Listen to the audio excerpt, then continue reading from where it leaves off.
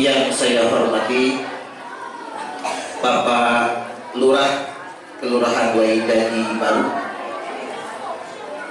juga jajaran aparatur lingkungan setempat, bapak-bapak ketua RT yang hadir, Pak Mono, Pak Suradal, terus siapa lagi yang datang? Pak Mamin Said, terus Pak Sarpi, terus ada lagi? Cukup ya. Pak ketua RT, saya doakan langgeng jadi RT-nya. Tapi nggak bisa jadi lurah karena nggak PNS. Tapi kalau Pak Lurah bisa kita doakan jadi camat. Amin. Selanjutnya yang saya hormati guru kita, sesepuh kita, Bapak Kiai Haji Hashim Sobri, pengasuh dan pimpinan Pondok Pesantren Muhammad Al-Fatih. Betul namanya? Bukan Al-Fatih aja. Beserta santri-santri para penghafal Al-Quran. Selanjutnya yang saya hormati para sesepuh kita, tokoh agama dan tokoh masyarakat, penasehat Masjid Al-Hikmah, khususnya Al-Ustaz Aliuddin selaku ketua takmir masjid, beserta permaisuri beliau yang tadi ngaji. Hanya disediain mic-nya, saking sayangnya. Selanjutnya yang saya hormati bapak-bapak dan ibu-ibu jamaah peringatan perayaan Maulid Nabiullah Muhammad Sallallahu Alaihi Wasallam. Dan kami berterima kasih dengan para santri yang ikut meramaikan, menyemarakkan. Minimal gara-gara santriwati, ibu-ibu yang ngantuk gak kelihatan karena ketutupan. Apalagi yang nyender-nyender di dinding itu belas gak kelihatan. Jadi melengkapi satu sama lain. Saya berdoa buat kita semua yang hadir malam ini maupun keluarga di rumah, gara-gara berwasilah dengan peringatan Maulid Nabi ini, kita semua masuk surga. Dan di surganya nanti dikumpulkan bersama Nabi. Allahumma amin ya rabbal alamin. Baik Bapak Ibu rahimakumullah, memang kita di masa pandemi. Jadi malam ini memang dari segi protokol kesehatan nggak masuk. Pertama, physical distancing, jaga jarak fisik nggak ada. Terus masker, sebagian tidak pakai masker. Saya juga minta izin ceramah nggak pakai masker, karena kelamaan pakai masker bau jigong. Nanti saya keracunan jigong saya sendiri. Tapi tampaknya virus ini sudah melemah. Dan saya sangat bersyukur sampai detik ini belum ada penyebaran virus dari masjid. Semua masjid se-Indonesia aman. Begini ukurannya Bapak Ibu. Kemarin beberapa bulan silam kita stay at home. Sampai Ramadan pun kita tarawih di rumah masing-masing. Stay at home memang gak boleh lama-lama karena bikin cemas. Al-wahmu nisbudda, kecemasan separuh dari penyakit. Saya suka yang kayak gini, new normal. Kita beraktivitas. Karena penyebab penyakit pada dasarnya adalah pikiran. Betul kalau kata Syekh Ibnu Sina, orang yang rasa takut, ketakutan, kecemasan lebih mudah kena penyakit. Makanya banyak yang kena corona justru para dokter, para perawat sudah pakai APD lengkap, udah kayak astronot, tapi masih kena corona juga. Coba lihat kuli di teluk itu Pak, empet-empetan, makan sembarangan, tapi gak kena corona. Karena mengapa sehat? Imunitas, daya tahan tubuh. Makanya kita mesti mesti ngisi masjid, kita mesti pengajian agar kita senang dan gembira dan imunitas daya tahan tubuh kita menjadi kuat. Makanya kalau kata dokter yang di Jawa Timur, penyebab penyakit itu bukan makanan. Jadi jangan terlalu banyak pantangan. Tapi penyebab penyakit adalah pikiran. Dan pikiran yang paling membebani adalah cicilan. Makanya hilangin cicilan, berhenti utang, biar kita sehat panjang umur. Allahumma amin. Cuman saya perlu ingatkan, wabah ini bukan isapan jempol. Wabah ini memang ada. Makanya sejak zaman dahulu sudah diucapkan oleh Al-Imam Sufyan Ats-Tsauri, hadza zamanus sukur waluzumul buyut waridha bil qut ila antamut. Ini zaman dimana kita mesti banyak diam, waluzumul buyut, betah-betah tinggal di rumah. Kan arti stay at home itu sudah ada sejak zaman dahulu. Halo? Halo? Stay at home sudah ada sejak zaman dahulu. Ini bahasa Inggrisnya ya. Diam di rumah. Ya gara-gara corona kan bapak-bapak pinter-pinter bahasa Inggris. Sekolah dari rumah, homeschooling. Ngajar dari rumah, home teaching.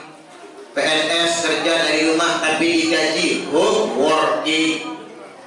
Buruh harian dirumahkan tanpa digaji, home pimpa. Alayhum gombreng. Makanya yang bergaji berbagi, yang punya rezeki lebih memberi. Itulah tugas kita. Makanya kita Bapak Ibu galakkan berbagi, memberi kepada sesama kita, terutama tetangga dan karib kerabat kita. Insya Allah. Baik, pada kesempatan malam ini kita memperingati Maulid Nabi. Saya nggak bahas Maulid karena sudah kebanyakan diceramahkan. Saya juga udah bosan menyampaikannya. Karena ngulang tiap malam Pak. Ini ceramah saya yang ke-20 kali malam ini. Untuk Maulid saja. Baru selesai nanti tanggal 15 November. Cair ini aja.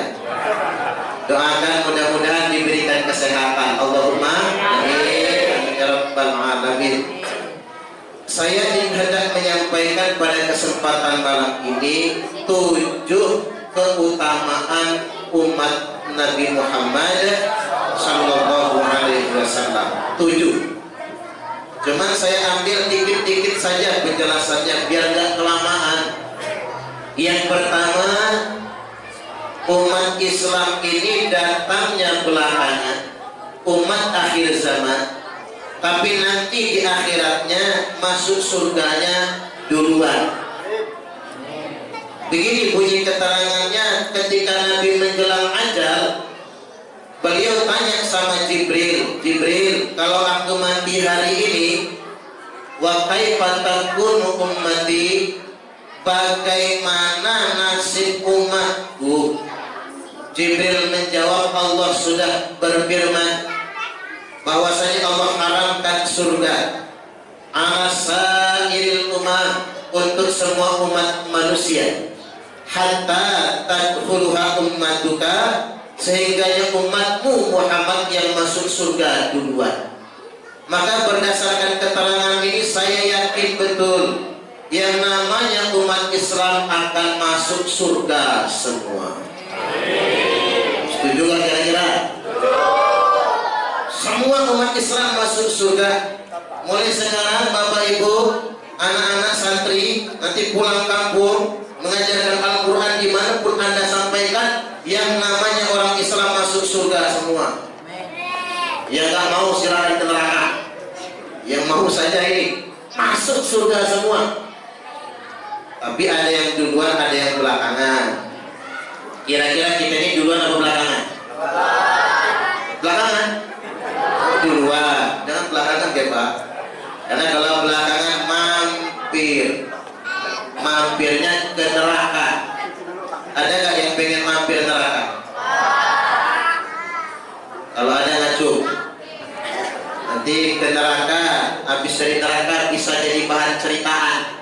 Ustaz kenapa?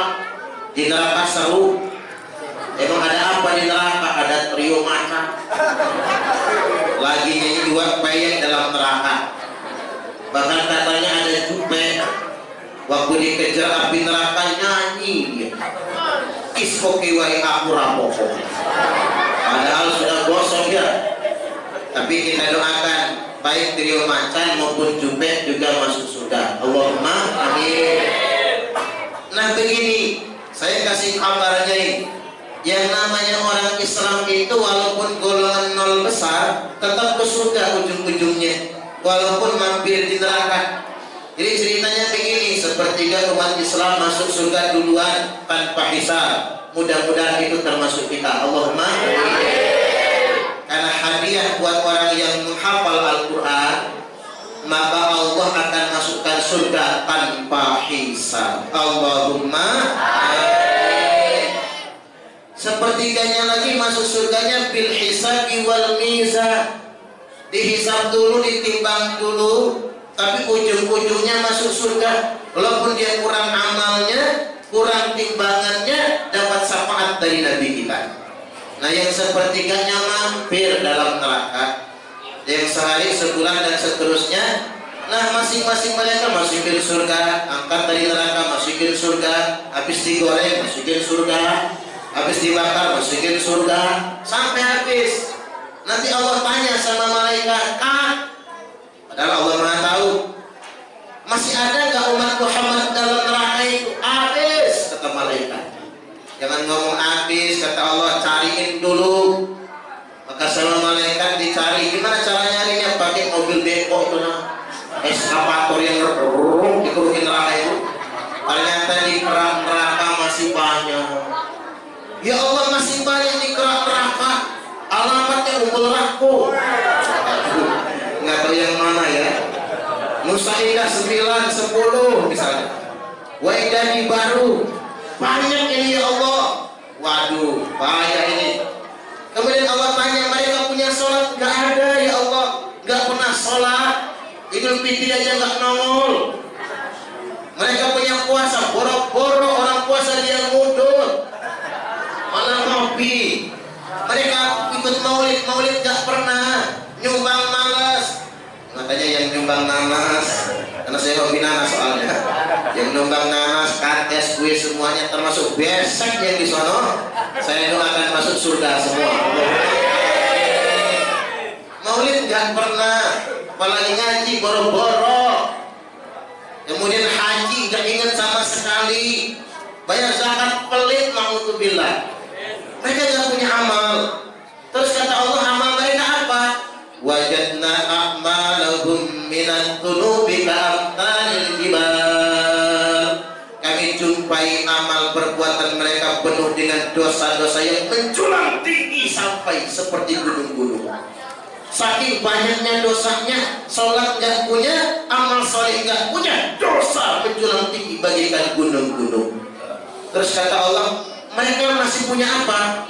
Ghairu annahum yashhaduna an la ilaha illallah wa anna Muhammadar Rasulullah. Kecuali mereka masih punya syahadat. Kebetulan pernah kawin ya. Pernah akan nikah dituntun sama penghulunya Ustaz Aliuddin. Ustaz Aliuddin dituntun tuh baca syahadat. Untung pernah nikah. Itu pun sebulan cerai lagi doang. Umpamanya pernah nikah, pernah syahadat, walaupun Islamnya Islam keturunan, Islamnya Islam KTP, tapi dia punya syahadat. Belum pernah batal karena murtad. Tidak mati dalam keadaan musyrik, walaupun dia tidak punya amal. Apa jawab Allah? Adkhiluhumul jannata bi rahmati, masukkan mereka ke surga karena rahmatku. Allahu Akbar. Tapi jangan contoh yang kayak gitu ya Pak. Kayak gitu tuh kesuwen mampir dalam nerakanya. Iya sih ke surga juga, tapi mampirnya ini nggak tahan. Yang mungkin sehari mampir neraka, kalau ke sana sama dengan 1000 tahun lamanya. Jangan belaka, sok hebat sama api neraka. Paling juga nggak panas. Yang ngomong kayak gitu nginjek buntung rokok itu loncat Pak. Ya Kalau kita ingin jemput rokok masih hidup aja loncat, jangan jajal pengen di neraka. Panas tidak terhingga, tak terkira, tak terbayangkan. Tapi yang jelas fadilahnya umat Islam, apalagi kita punya modal maulid nih, punya modal sholat nih, punya modal bacaan Quran nih, hafalan Al-Quran, yang dipercayalah kita giliran masuk surga duluan. Allahumma amin. Berdoa dan berharap selalu berbaik sangka dengan Allah Ta'ala. Ini yang pertama. Yang kedua, keutamaan umat Muhammad ini dapat syafaat. Nah ini keren lagi nih Pak, dapat syafaat. Nabi Adam nggak bisa kasih syafaat, Nabi Ibrahim nggak bisa berikan syafaat, begitu pun nabi-nabi yang lain, yang bisa cuma Nabi kita. Syafaat itu di beberapa tempat, di Yaumil Mahsyar ada syafaat, di Yaumil Hisab ada syafaat, di Yaumil Mizan ada syafaat, di jembatan Sirat ada syafaat. Kira-kira mau masuk surga tanpa hisab ada syafaat, yang amalnya kurang ada syafaat, yang sudah terlanjur masuk neraka pun ada syafaat. Orang nanti berlarian di padang mahsyar minta syafaat sama Nabi Adam, gak bisa, kata Adam, saya gak bisa ngasih syafaat. Minta syafaat sama Nabi Ibrahim, gak bisa, saya gak bisa ngasih syafaat. Hanya dia, Sayyidina Muhammad, yang bisa memberikan syafaat. Makanya ada hadisnya, likulli nabiyyin da'watun mustajabah. Tiap-tiap nabi punya doa yang pasti dikabulkan. Da'watun mustajabah, doa yang 99,99% kabul. Namanya da'watun mustajabah. Cuman bedanya begini, fata'ajjala kullu nabiyyin da'watahu. Tiap-tiap nabi menyegerakan doanya. Nabi Adam langsung minta, Nabi Ibrahim doa yang dikabulkan langsung minta, Nabi Musa, Nabi Isa alaihi wassalam pun langsung minta. Kecuali aku, kata Nabi, datang Jibril, Muhammad doamu sekarang akan dikabulkan oleh Allah. Enggak jadi, aku enggak jadi minta. Datang lagi Jibril, Muhammad doamu sekarang akan dikabulkan Allah. Enggak jadi, aku enggak jadi minta. Datang lagi Jibril berikutnya, ya Muhammad doamu sekarang akan dikabulkan oleh Allah. Aku gak jadi doa. Kalau saya Muhammad Suparman doamu sekarang akan dikabulkan, langsung minta saya. Gak tahu kalau Abah Mariamin.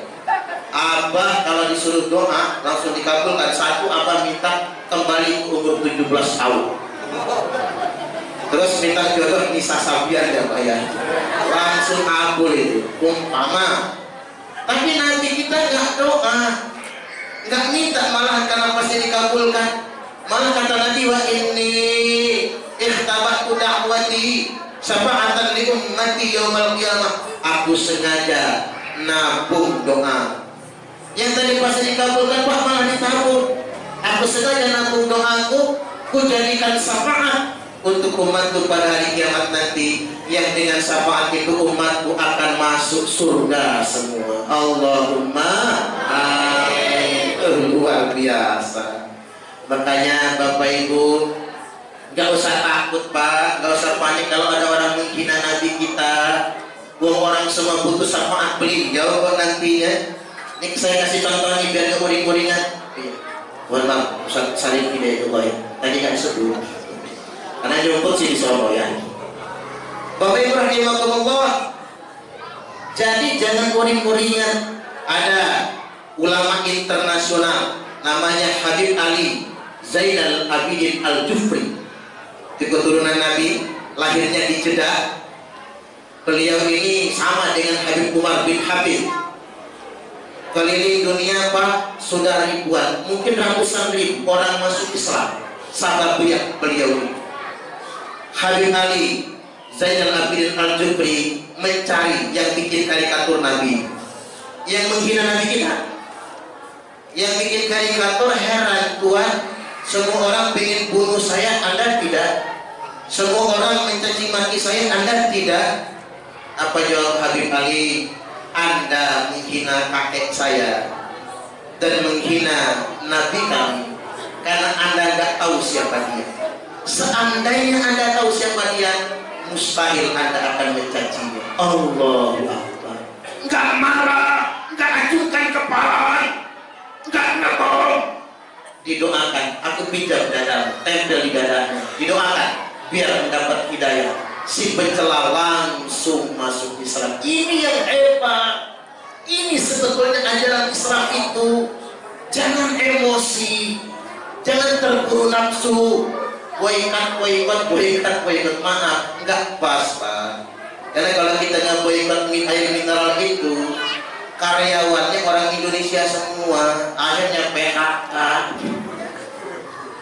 Mereka udah duluan nge-boykot kita apa? Karet diboykot, makanya karet murah. Mengapa Eropa yang boykot? Saya sudah dari dulu pegel nih, apa Eropa boykot? Sawit murah, karena diboykot oleh Eropa. Kopi murah, pegel saya. Karena ngapa? Saya punya kebun kopi, harganya murah. Udah mikir-mikir nih, kalau punya kebun sekian, hasil sekian, jual dapat sekian. Gara-gara murah, segitulah dapatnya. Kopi, cengkeh, lada, sawit, karet, itu ekspor ke Eropa semua itu. Karena di boykot, inilah keadaan kita. Makanya Nabi gak ngajarin boykot dakwah yang benar. Nabi itu dihina oleh pengemis Yahudi. Udah Yahudi ngebenci Islam, ngemis, buta. Muhammad pendusta, Muhammad pezina, Muhammad mesum, Muhammad pembohong. Tapi itulah yang disuapi Nabi tiap hari. Makanya Abu Bakar nanya sama Aisyah putrinya, kata Abu Bakar, nak, Nabi sudah wafat, saya ingin melaksanakan sunnah-sunnah Nabi yang belum sempat saya amalkan. Ayah, kata Aisyah, engkau adalah orang yang mengamalkan semua sunnah Nabi, tapi ada satu yang belum engkau amalkan. Apa? Tuh di ujung pasar ada pengemis Yahudi. Di situ Nabi sering ngempalin makan. Begitu Abu Bakar datang ke sana melanjutkan sunnahnya, Abu Bakar pegel. Yang kayak gini diempalin makan. Kalau gua cinta ada pikir beliau. Yang nyaci maki Nabi, mending kena cinta Allah takut pedang tepas. Sudah halal darahnya. Tapi yang karena Nabi yang lakukan, mau nggak mau nurut lah, diempalin makan. Tapi ya sambil pesen, masukin. Coba lah, karena pegel kan kesel, masukin ke mulut. Maka si pengemis kemudian ngomong, pegang tangan. Anda siapa? Saya yang biasa nyuapin kamu. Bukan, Anda bohong. Yang biasa nyuapin saya nggak kayak gini. Ini sambil gergetan. Udah mau kayak copot, keselak saya rasanya. Kata si pengemis. Oh, kamu tahu ya, kata Abu Bakar, yang biasa nyuapin kamu sudah wafat seminggu yang lalu. Nggak bisa nyuapin kamu lagi. Emang kayak mana dia nyuapin kamu? Dia lembutkan rotinya, dia suapkan ke mulutku, dia minumkan air, dan dia tidak akan meninggalkan aku sehingganya aku kenyang. Dielus-elusnya bahuku. Kalau engkau ingin tahu, kata Abu Bakar, yang nyuapin kamu adalah Muhammad bin Abdullah yang tiap hari kamu caci maki. Kaget si pengemis Yahudi, langsung ambruk, pingsan. Bangun dari pingsan langsung mengucapkan 2 kalimat syahadat. Itulah akhlak Nabi.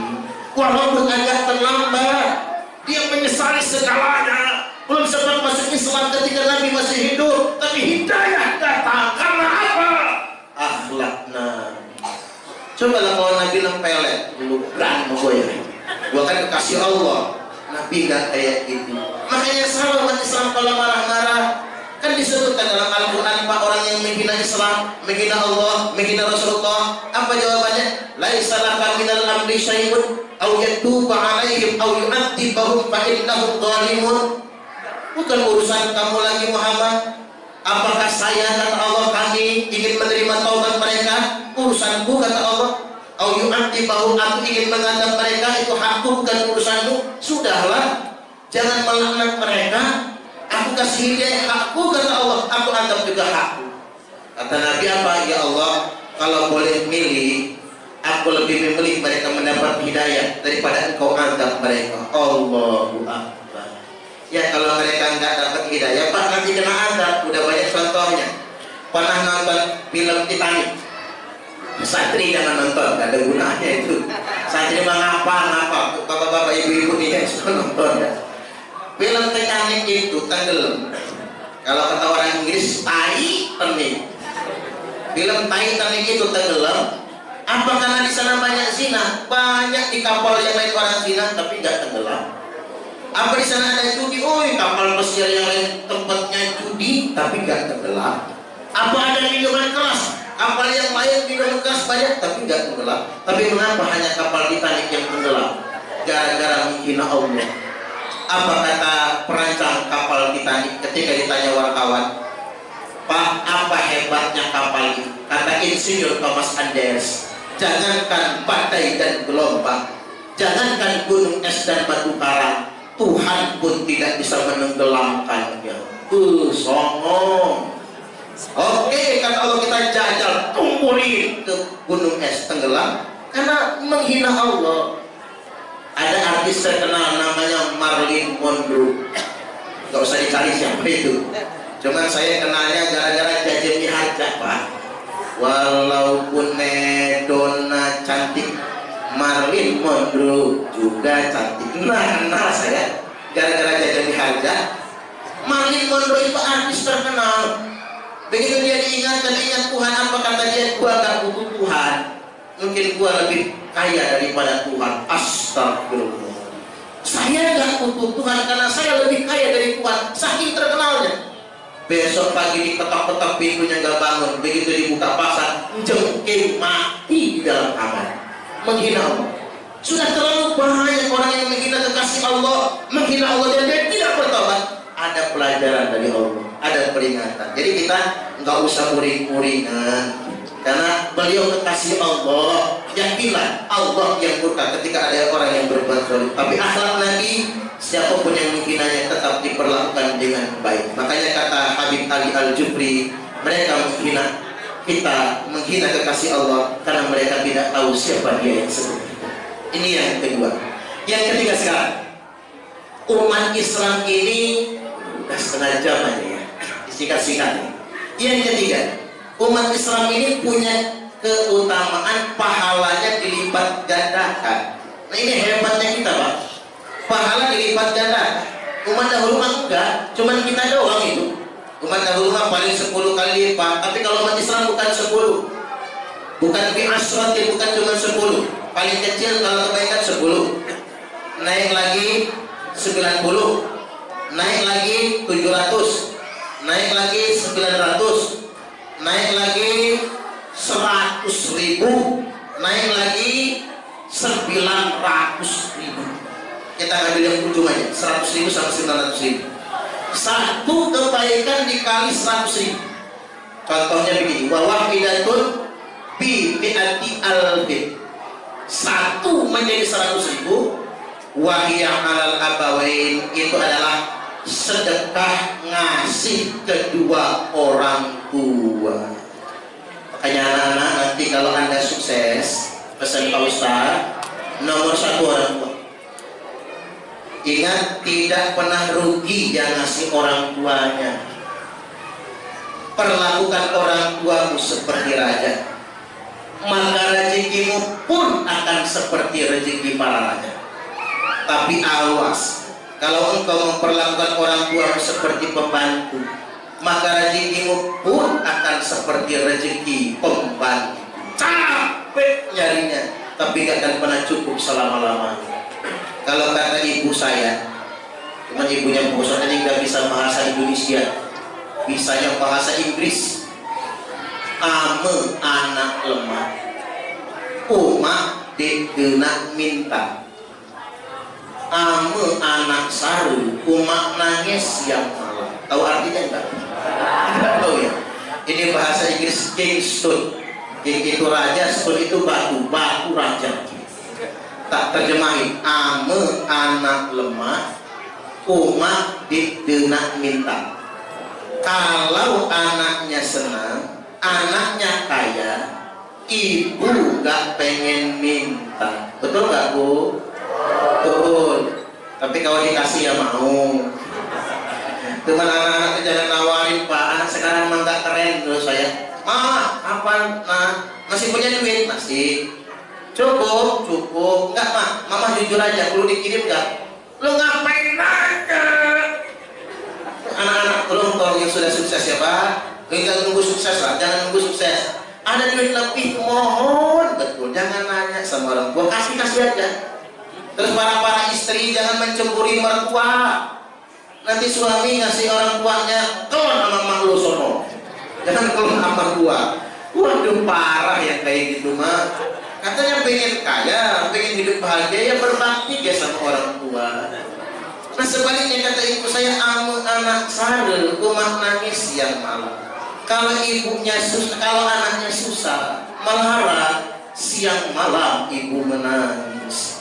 Nggak ada yang bisa mengalahkan ketulusan seorang ibu, nggak ada. Mohon maaf betul Bapak Ibu, laki bini saja ketulusannya terbatas. Bapak-bapak, bini sakit, rewel minta pijitin, udah keseringan digentak, jangan macam-macam. Ya bayar. Nggak bisa suami tulus benar sama istrinya itu. Apalagi istri stroke pengen, udahlah. Boro-boro dipijitin, diperhatiin aja nggak dilus nggak lagi, udah hilang cantiknya. Apalagi kebalik Pak, bapak-bapak stroke bengek, asam urat, prostat, bocor leher. Udah stroke mulut pengen ces. Berak pakai popo, kencing beretes dengan sendirinya. Terus cerewet. Istri telah ngambil anduk marah. Istri telah bikin kopi ngedumel. Istri telah bikin teh marah. Apa kata istri saya ngaduk teh ngebatin? Kapan matinya orang sakit? Percayalah sama saya, bener ibu-ibu itu. Ya pegal juga kan akhirnya. Tapi nggak ada yang bisa mengalahkan ketulusan seorang ibu. Makanya Anda jangan sampai menyiksa ibumu dengan kerinduan. Jangan sampai menyiksa ibumu dengan tidak perhatian. Orang tua sedemikian rupa. Makanya benarlah nanya anak TK itu, kasih ibu kepada beta tak terhingga sepanjang masa. Hanya memberi, tak harap kembali, bagai sang surya dari dunia. Luar biasa. Itu nyanyian paling bagus menurut saya.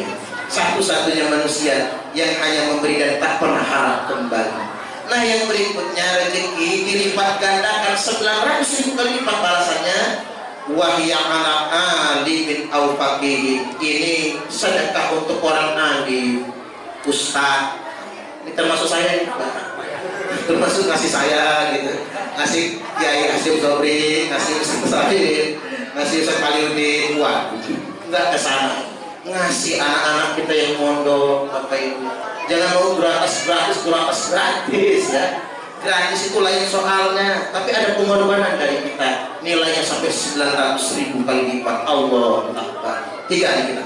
Sekarang masuk yang keempat. Keutamaan umat Nabi Muhammad Sallallahu Alaihi Wasallam adalah adabnya ditunda sampai hari kiamat nanti.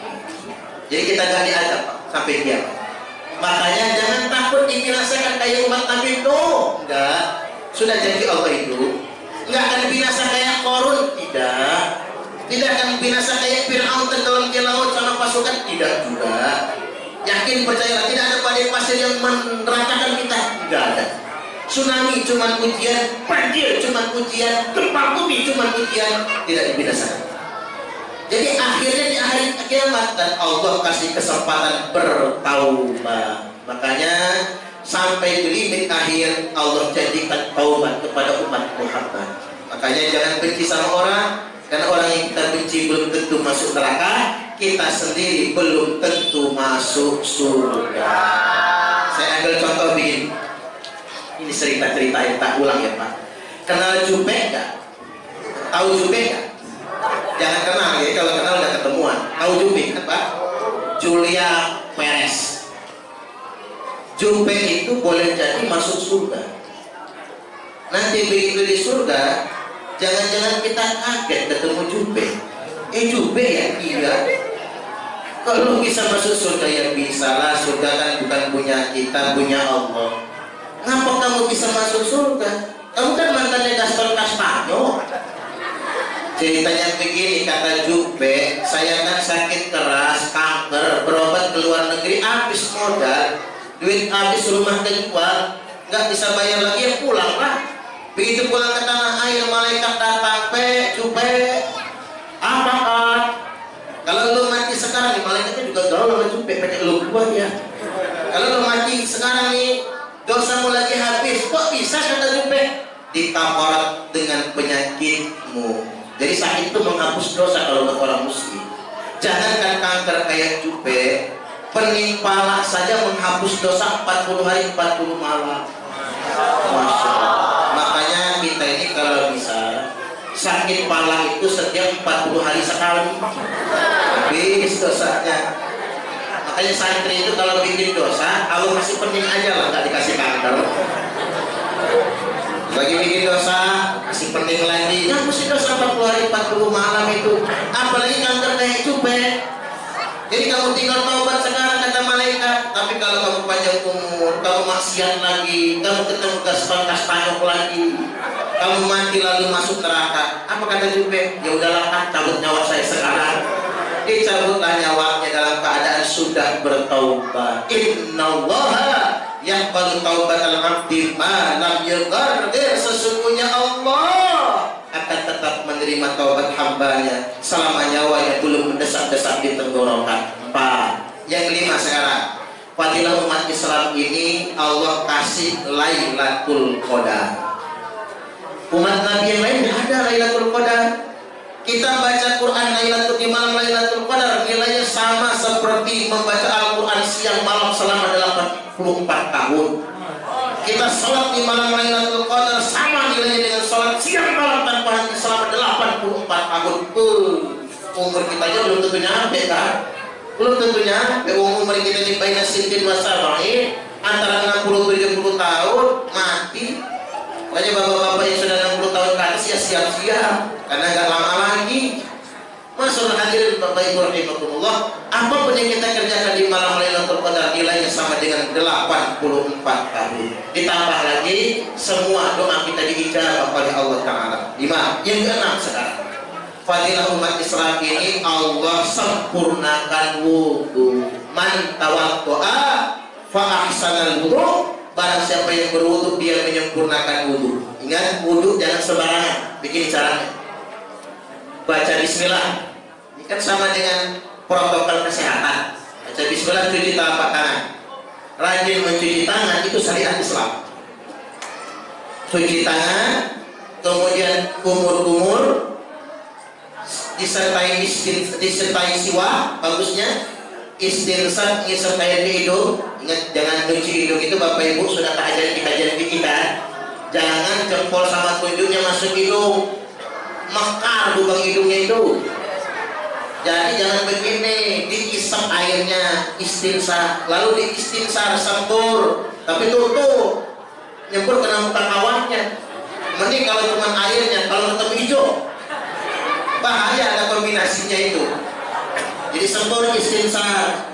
Habis itu mulai berwudu, mencuci muka, membasuh muka dengan berniat cuci tangan sampai ke siku masing-masing 3 kali, mengusap kepala semua atau sebagian, menyapu telinga, mencuci kaki sampai ke mata kaki.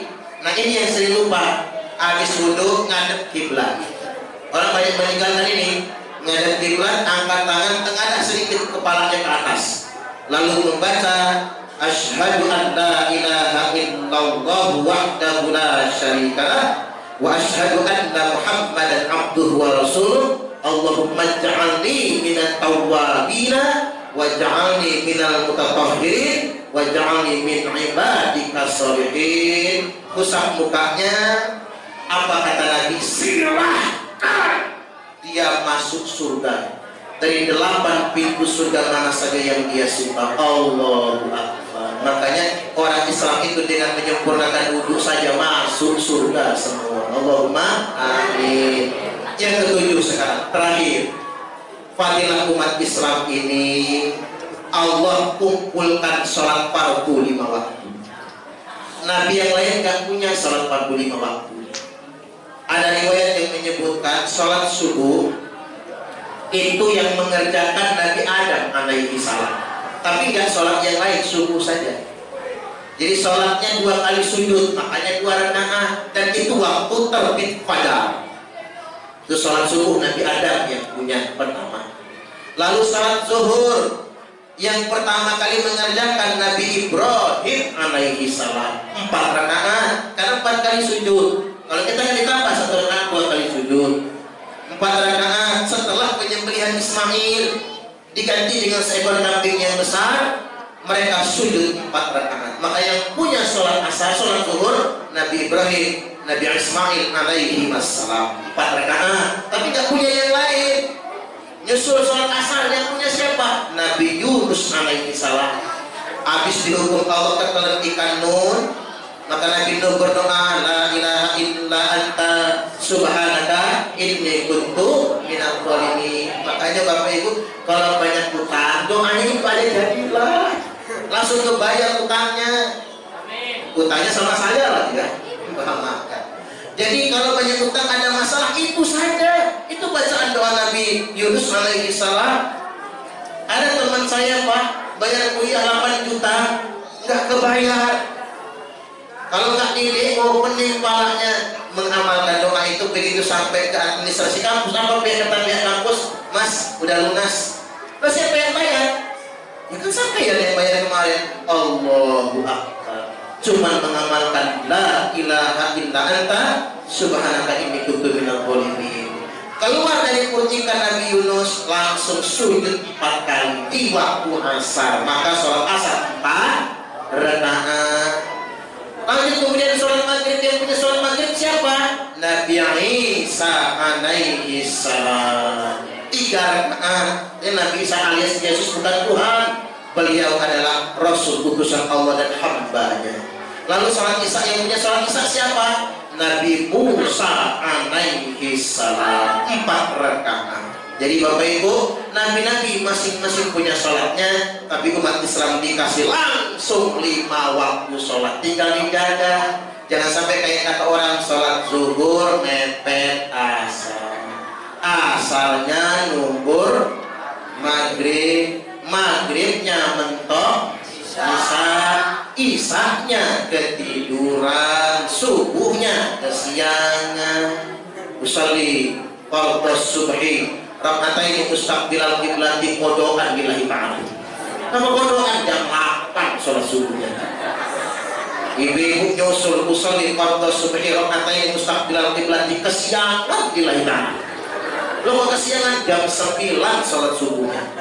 Kalau anak IAIN lain lagi, karena udah sekolah di kuliah di IAIN, subuh nggak sholat, tapi sholat duha dia. Usalli sunnatat duha ma'al kunuti billahi ta'ala.